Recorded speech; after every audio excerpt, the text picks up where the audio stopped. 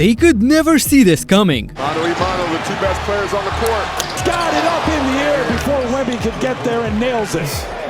I'm disappointed in myself. The second round of the playoffs tipped off in the least expected way. So we gotta start in San Antonio, where the Wolves got great news before the game about Ant's return to action. But early on, Wemby hosted a block party and everyone was invited. Shot clock down to 5. Shannon blocked. First play of the game, and it's rejected by Wemby. Rudy taught him that time. Exactly. First 3 possessions blocked at each end. Gobert off the screen and roll to the left hand. Stuffed by the rim that time. Ouuii, that's a French-on-French crime right there. Just 3 minutes into the game and the Defensive Player of the Year already had 3 blocks. But even the alien can't catch them all. Blocked from behind. Bones Highland got a piece. They got time here.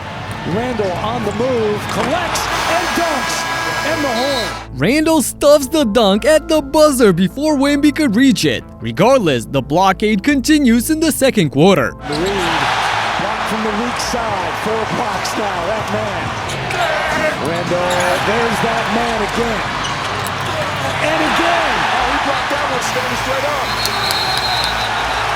Mark here in the second quarter. Mark had it if he wanted it. Knocked out of bounds, another block by Wemby. Victor completed the Wolves trifecta. All 3 of Randle, Rudy, and Reid got brutally denied at the rim. Get this, he had 7 blocks before halftime. That's insane. It was the perfect time for challenging the quadruple double by his predecessor David Robinson. However, for every block on defense, he shot a brick on the offensive end. Throughout the run, not just in this series. In and out for Wemby.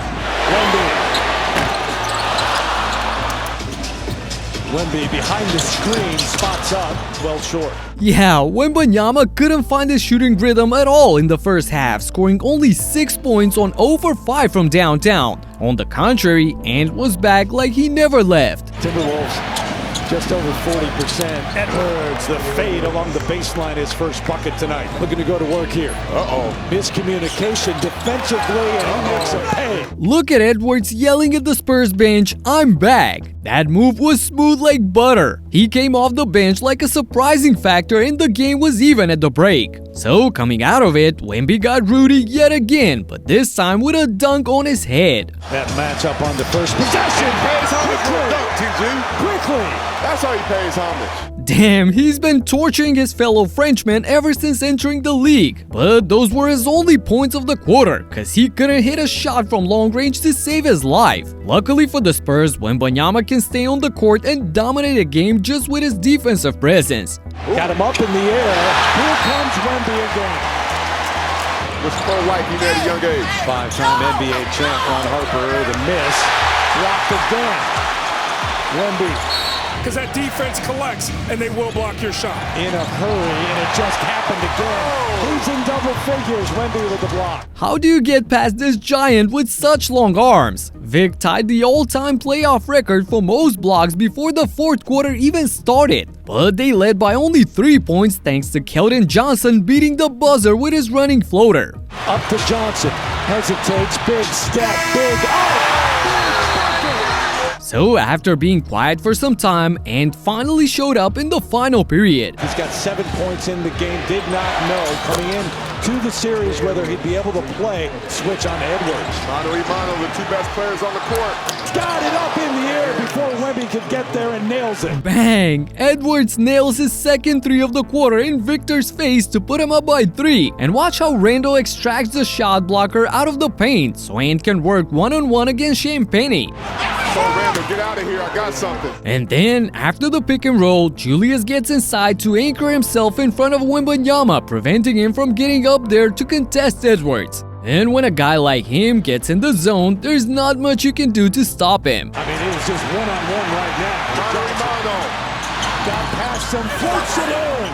How about that bucket? He just challenged them, and they're still having words right now. Oh, yeah. We're at the park right now. And scores his 11th point of the quarter over Keldon Johnson and starts talking trash to him. We all love to see the competitive fire in the playoffs, so let's go. Meanwhile, the Wolves did their best to keep Wemby outside the paint on the other end as well. Both McDaniels and Randle constantly wrestled, bumped, and stayed in front of the lanky giant, denying him the ball, and the others just couldn't make a shot. De'Aaron Fox had only 10 points on 5 of 14 from the field to go along with 6 turnovers. Nothing was going their way entering the clutch. I think Dylan Harper's going to be aggressive.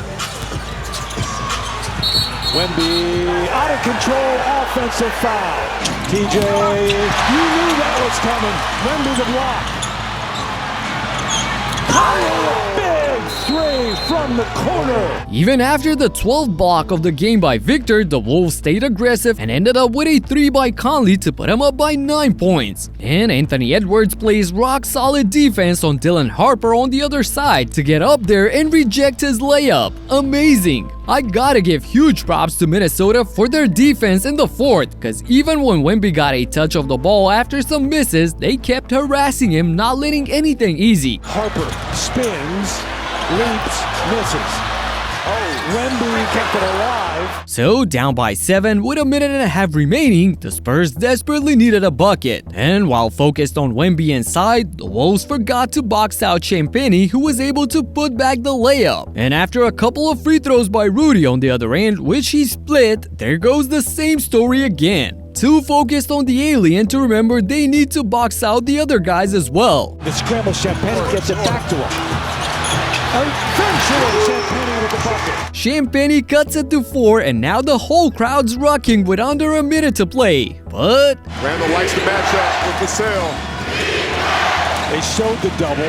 Don't come. Ooh, that was tough. Nice move off the glass. 21 in the game for Randle. Seeing this, Wembanyama had enough. Wemby! Emphatically and quickly. Here comes the boom. Vic finally gets to his 11th point of the night, completing the historic triple-double, but his team is still trailing and the clock's ticking. They need a stop.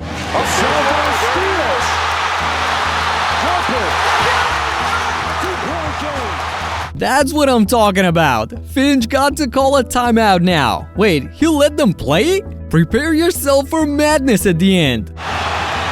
7-second difference. Where does Minnesota go? Tipped into the backcourt, recovered. They're going to Randle. Do you double or do you play him straight up? That's the question.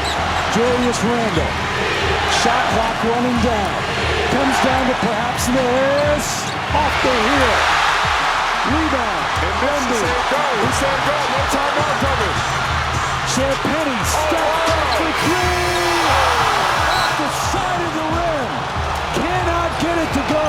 And Minnesota comes in on the road. Oh my goodness! Champagnie had a chance to win the game at the buzzer, but his shot was short and the Wolves survived this frantic finish. They almost gambled away what was looking like a long secured win, and Edwards was well aware of that. Oh man, I made so many mistakes at the end of the game. I'm disappointed in myself. How can you be disappointed? We didn't even expect to see you out here tonight. How important was it for you to be available for your guys in game 1? For me, man, 75% of the game for me is my mind. My mind got to be where it needs to be, and in the last 2 minutes of the game, it wasn't. I gave up 2 offensive rebounds and turned the ball over. Yeah, I'll be better. Nevertheless, Minnesota stuns the heavy favorites, stealing Game 1 on the road. For Game 2, Wembanyama must be better on the offensive end if they want to break the series even. Yeah, he set a new all-time record for most blocks in a playoff game, but he was not existent on the other side when it mattered the most. Only 11 points on 5 of 17 from the field and 0 of 8 from deep just won't cut it at this level. On the contrary, everything was going in for my Knicks against the Sixers last night. Straight up and did a great job, as you said, on that play. Embiid after the play, grabbing his ankle, and Towns cashes in on a 3. Jordan Clarkson in the game as well. Averaged 7.7 points in that opening round series. Oh, that is smooth from Brunson. Up to 14 points on 6 of 7 shooting. And Anunoby will rise and bank in a 3. Oh, wow. The bank is open, baby! OG puts New York up by 6 points near the end of the first quarter. It seemed like they couldn't miss even if they wanted to at the start, hitting 65% of their shots for an 8-point lead. And that number got multiplied by 3 in the second because... there's no such thing. Timeless. Hart scoops it up. Bridges running the floor. Just past the midway point of this second quarter. Towns attacking the rim. Now dealing with potentially the ill effects of the appendectomy. Brunson going right at him. Hope pull up and hit. Brunson got him beat lost for a moment there before hitting the floater. He was cooking in the first half, getting everything he wanted no matter who was in front of him.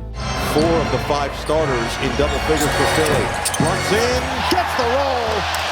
It is that type of night for Jalen Brunson. 3 seconds left. Brunson got it. Jalen Brunson. Jalen electrifies the MSG by putting the Knicks up by 23 heading into the locker rooms. He scored 27 of his 35 points in the first half, and the game looked pretty much over right then and there, and things went from bad to worse for the Sixers in the third when... Double from Bridges, and again right into the hands of Brunson. Anunoby, the sidestep and slam. Towns will try now, and hit another. Bridges step away, another 3. Everyone was knocking down shots for the Knicks in this one, and the lead ballooned to 30. To shoot 68% through the first 3 quarters is ridiculous. So with that big of a lead, Josh Hart had time to mess with the front row and untie Jimmy Fallon's shoe. Goes right up to the ultimate jokester. Jimmy Fallon says, yeah, let me help you out with that. He's hysterical. Anyway, this was never a contest as New York cruised to a dominant Game 1 win over Philly. So after combining for only 27 points on a miserable 6 of 20 from the field, the Sixers duo of Embiid and Maxey has to be a lot better in Game 2. Something like Tobias Harris and Cade Cunningham were for the Pistons in Game 7 against the Magic. Tobias went from a laughingstock to hero in the biggest game of his career, and I documented all in this video right here. Check it out, and I'll talk to you in the next one. Peace out.